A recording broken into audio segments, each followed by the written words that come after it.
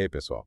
Preparados para uma longevidade? Sim, dessa vez a gente vai mergulhar no mundo onírico de Haruki Murakami. Isso aí. A gente vai desvendar os mistérios do Lumina Sono com a ajuda de uma análise incrível que o Instituto Jungiano da Bahia fez lá no YouTube.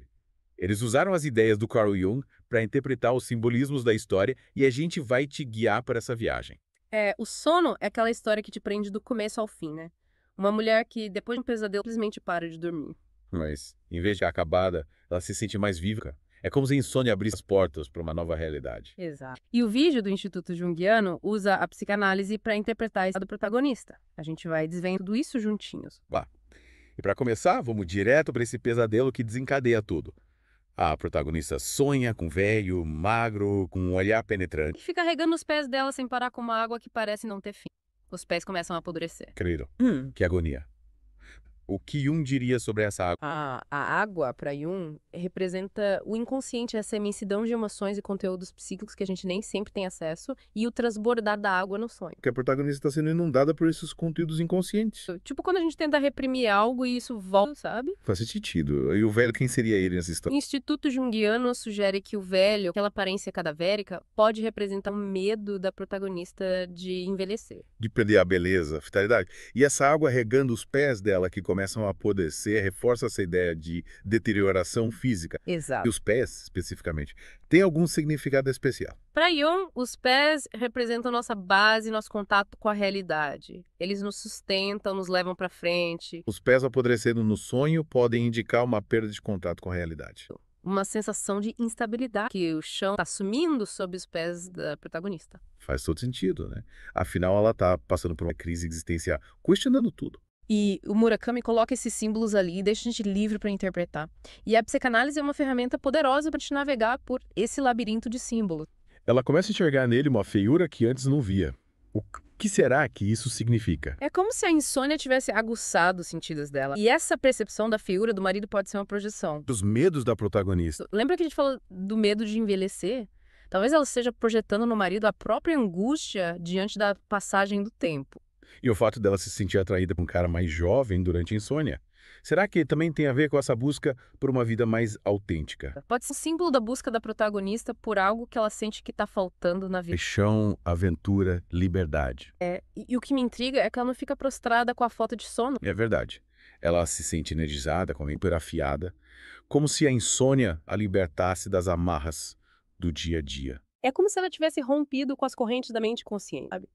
E essa liberdade a leva a tudo, casamento, maternidade, papel da mulher na sociedade. E nesse processo de questionamento, ela se apega à literatura. Ela se refugia em Ana Karenina, buscando respostas para as próprias angústias.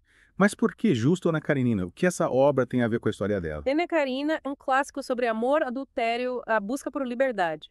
É como se a protagonista encontrasse na história de Ana um espelho para os próprios dilemas. Ambas se sentem presas em vidas que não a satisfazem mais, e essa identificação com a personagem pode ser um gatilho para questionar a própria realidade. É isso aí, buscar uma vida mais autêntica. A gente estava falando da protagonista se apegando a Ana Karenina, buscando respostas nas entrelinhas. E essa conexão com a literatura é algo que o Instituto Jungiano destaca bastante. As histórias que a gente consome podem funcionar como espelho, né? A gente se identifica com os personagens. E isso nos ajuda a entender melhor os nossos próprios conflitos.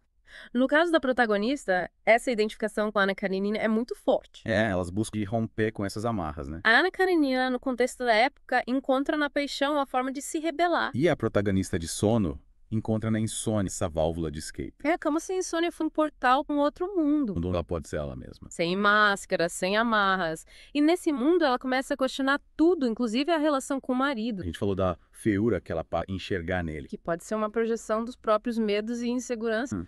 Mas tem outro ponto interessante. A sombra.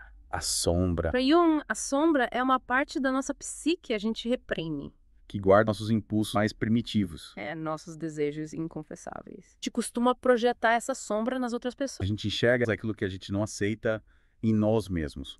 Quando a protagonista enxerga a feiura no marido, na verdade, ela está projetando nele algo que ela rejeita em si mesma. Pode ser que ela esteja projetando nele a própria sombra. Isso. Seus desejos reprimidos, a raiva, a frustração. Ela abre mão da carreira para se dedicar à família. No fundo, pode estar se sentindo sufocada por essa vida doméstica. E essa frustração reprimida lá no fundo acaba transbordando. Na forma de insônia. De questionamento, de desejo por uma vida diferente. E o mais interessante é que, ao mesmo tempo em que ela rejeita o marido, ela é atraída por um rapaz mais jovem. O Instituto Jungiano interpreta essa atração com a busca pela energia vital. Pela juventude que está perdendo. É como se ela estivesse tentando recuperar algo que se perdeu ao longo do caminho. A paixão, a intensidade, o desejo. E essa busca por uma vida mais autêntica se reflete bem na relação dela com a mãe. A protagonista se lembra da beleza da mãe na juventude Do quanto ela era admirada. e se dá conta de que o tempo transforma. E essa constatação a coloca frente a frente com a finitude, né? Com a inevitabilidade do envelhecimento. É um tema que assusta. Faz questionar a própria identidade. E essa angústia diante do tempo pode estar conectada à feiura que ela enxerga no marido. Atraente pelo rapaz mais jovem. Tudo isso faz parte do processo de autoconhecimento, de busca por uma nova forma de se enxergar. É como se ela estivesse descascando as camadas da cebola. Se confrontando os medos, os desejos, as frustrações, de se reencontrar, se reinventar. E nesse processo de desconstrução, a protagonista se libertando de umas convenções sociais. Ela começa a fazer coisas que antes não faria. Como tomar banho de madrugada, comer chocolate escondido. Pequenas rebeldias que, no contexto da história, ganham um significado enorme. É como se ela estivesse testando os limites e experimentando uma nova forma de viver. E o Murakami coloca esses detalhes ali pra gente prestar atenção. Pra gente se questionar. O que será que se passa na cabeça dessa mulher?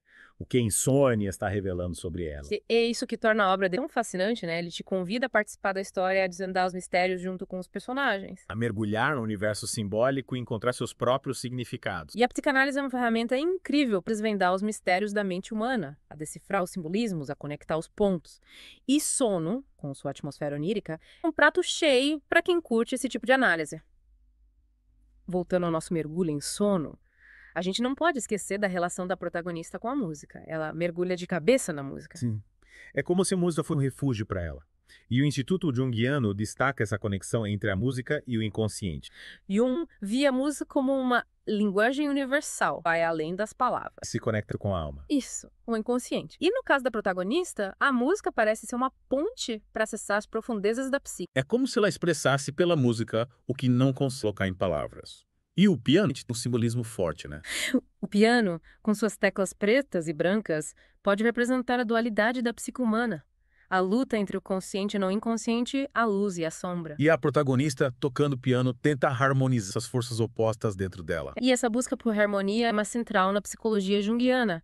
Para Jung, a gente só se realiza completamente quando integra todas as partes de nós mesmos, inclusive a sombra. A protagonista de Sono, esse mergulho no inconsciente, para estar trilhando esse caminho. É como se a insônia fosse um empurrãozinho para essa transformação. Ela é obrigada a confrontar seus medos, desejos e frustrações. E a partir daí, construir uma nova identidade mais autêntica, e o Murakami não dá respostas prontas. Ele te coloca para pensar, para questionar. Para tirar suas próprias conclusões sobre a protagonista. E essa é a beleza da obra. Ele te convida a participar da história, a desvendar os mistérios, a mergulhar no simbolismo. 5 significados. Para finalizar nossa viagem, fica a pergunta: o que Sono te fez sentir? Que reflexões a história te trouxe? Compartilhe suas impressões e continue explorando Murakami, porque cada leitura é uma nova descoberta. É isso aí, pessoal. Esperamos que tenham curtido esse mergulho no mundo de Murakami com a ajuda do Instituto Jungiano da Bahia. Até a próxima.